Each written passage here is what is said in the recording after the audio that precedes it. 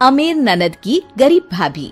रीना एक मध्यम परिवार की लड़की थी, लेकिन उसकी भाभी शिवानी एक बड़े घर की बेटी। शिवानी की शादी अभिषेक से लव मैरिज थी। अरे भाभी, ये कितना अच्छा सूट पहना है आपने। काश ऐसा मैं भी पहन पाती। अरे क्यों नहीं रीना, वैसे भी तुम्हारा और मेरा नाम तो एक ही है, जब मन करे पहन लेना। भाभी, आपको आपके पापा ने कितने अच्छे कपड़े गहने दिए हैं। मैं उनकी इकलौती बेटी जो हूँ। बेटी तो मैं भी इकलौती हूँ, लेकिन क्या करे, पापा है नहीं, पता नहीं कैसे होगी मेरी शादी। तभी वहाँ शिवानी की सास आ जाती है। अरे क्यों नहीं करेगा भाई तेरी शादी धूमधाम से, आखिर जिम्मेदारी है तो उसकी। और वो दिन भी आ जाता है जब रीना की शादी तय हो जाती है। अभिषेक, क्या हुआ? आप इतने परेशान तो कभी नहीं दिखे, कोई बात है तो बताइए मुझे। अरे शिवानी, वैसे तो शादी का सारा इंतजाम हो गया है, लेकिन गहनों का रेट तो आसमान छू रहा है। कैसे क्या करूं, कुछ समझ में ही नहीं आ रहा। थोड़ी देर में शिवानी अपने पूरे गहने अभिषेक के सामने रख देती है। ये लीजिए, गहनों का इंतजाम भी हो गया। अरे नहीं नहीं शिवानी, मैं ये गहने किसी हालत में भी नहीं ले सकता। ये तुम्हारे पिता ने तुम्हें दिया था, और तुम हो कि। तभी वहां सास आ जाती है। अरे तो क्या हुआ, इसकी तो हो गई ना शादी, अब किसे दिखाने हैं इसने गहने। सास गहनों का डिब्बा शिवानी के हाथ से लेकर वहां से चली जाती है। रीना की शादी धूमधाम से होती है और अब वो बड़े घर की बहू बन जाती है। वहीं रीना की शादी के बाद शिवानी और अभिषेक उसकी शादी के कर्जों से डूब जाते हैं। मैं सोच रही हूँ नौकरी करनी शुरू कर दूं, वैसे भी पढ़ी लिखी हूँ, आपकी थोड़ी मदद भी हो जाएगी।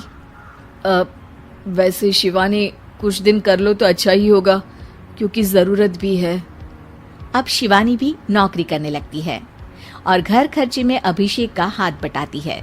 एक दिन शिवानी, रीना का फोन आया था, कह रही थी कि आने वाले त्योहार में उसके ससुराल जाना है। ठीक है माँ। अरे ठीक तो है, लेकिन एक काम कर लेना, उसके सास ससुर से लेकर पूरे खानदान के कपड़े मिठाइयाँ सब ले आना, और हो सके तो रीना के लिए छोटे से कान में पहनने के बूंदे भी।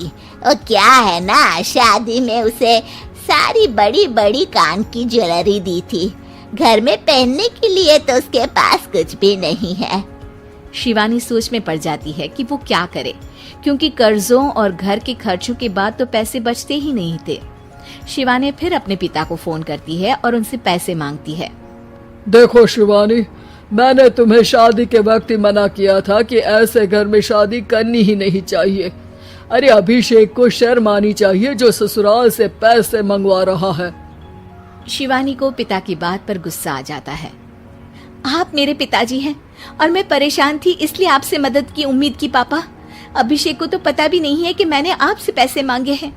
शिवानी सोचती है कि वो अभिषेक से बात करे, लेकिन फिर उसे लगता है कि वो टेंशन ले लेगा। तभी शिवानी की नजर हाथ के कंगन पर पड़ती है, सीधे बाजार जाती है और उसे बेचकर ननद के घर ले जाने का सारा सामान लेकर आती है और सास के सामने रख देती है। हाँ ठीक है, लेकिन फल थोड़े और अच्छी क्वालिटी के होने चाहिए थे। शिवानी कुछ नहीं कहती, वहां से चली जाती है। एक दिन शिवानी, रीना का फोन आया था, बहुत रो रही थी। क्यों माँ, क्या हुआ? सब ठीक तो है ना उसके ससुराल में? अरे तूने तो उसकी नाक ही कटवा दी। अब मैंने क्या कर दिया माँ? कह रही थी कि बड़े घर की बहू है भाभी, जो कपड़े दिए वो ब्रांडेड भी नहीं थे। तू तो जानती है ना उन लोगों का पहनावा कितना अच्छा है। तू तो मेरी बेटी का भला कभी सोचती नहीं।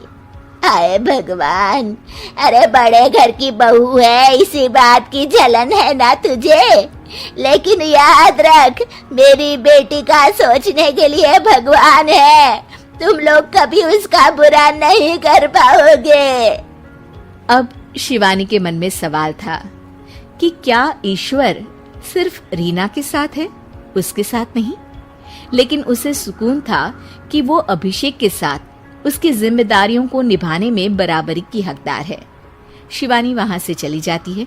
वो सास से कुछ नहीं कहती, क्योंकि अमीर घर की बहू बनकर रीना को भले ही सुकून ना हो, लेकिन गरीब घर की बहू बनकर शिवानी खुश है, क्योंकि खुशी पैसों से नहीं परिस्थितियों पर निर्भर करती है।